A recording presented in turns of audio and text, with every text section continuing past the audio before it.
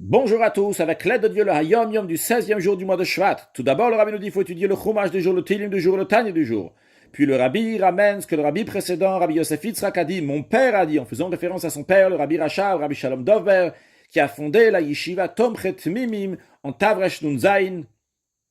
En 1897, il a fondé une yeshiva qui s'appelle Tomchet Mimim, et les élèves qui étudient là-bas s'appellent Tamim au singulier, Tmimim au pluriel, qui veut dire intègre, dans le sens qu'on étudie dans cette yeshiva une Torah qui est intègre, car on va étudier aussi bien la partie dévoilée de la Torah et la partie cachée de la Torah. Et dans un discours que le rabbi Rachav, Rabbi Shalom Dovber a dit à ses élèves, à ses Tmimim, il leur a dit qu'il est écrit que que tout celui qui sort à la guerre du roi David, il va en guerre pour le roi David, il écrit d'abord un acte de divorce à sa femme et seulement après, il va à la guerre. Qu'est-ce que cela représente sur le plan spirituel? Il leur a dit, vous, jeune homme, Tmimim, vous allez à la guerre du roi David. La guerre, comme le roi David dit, faire la guerre à ceux qui méprisent la venue de Mashiach. Et pour cela, vous devez écrire un acte de divorce à votre femme, c'est-à-dire, vous devez vous séparer des plaisirs du corps, des plaisirs de l'âme animale. Le rabbi Rachab leur dit, sachez que la manière que le monde réfléchit, l'atmosphère qu'il y a dans le monde, même lorsqu'il s'agit des Juifs qui étudient la Torah, qui font les mitzvot, c'est froid et ça sent de l'hérésie. Et là commencent les mots du Hayom Yom. Entre la froideur et l'hérésie, il n'y a qu'une très fine séparation.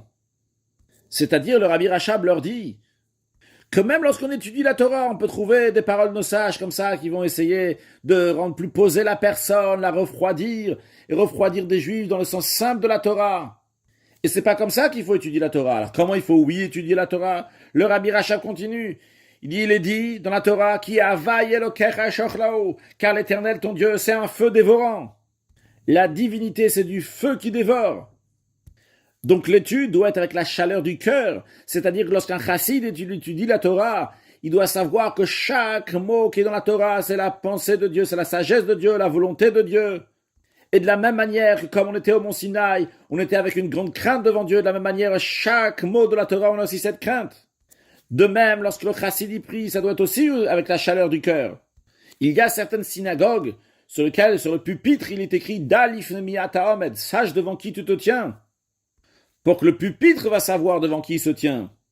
Mais dans la synagogue des chassidim, le Dalif nemiata omed » « Sache devant qui tu te tiens » il n'est pas écrit sur le pupitre. Il est gravé dans le cerveau et dans le cœur du chassid qui prie. Donc il faut que l'étude de la Torah et la prière va être d'une manière de kolatzmotai tomarna, comme le roi David dit, que tous mes os proclament les paroles de Dieu à travers la Torah et à travers la prière. Que Dieu fasse que très prochainement nous allons avoir une nouvelle dimension de Torah qui va se dévoiler avec la venue de Mashiach Now, un excellent Yom.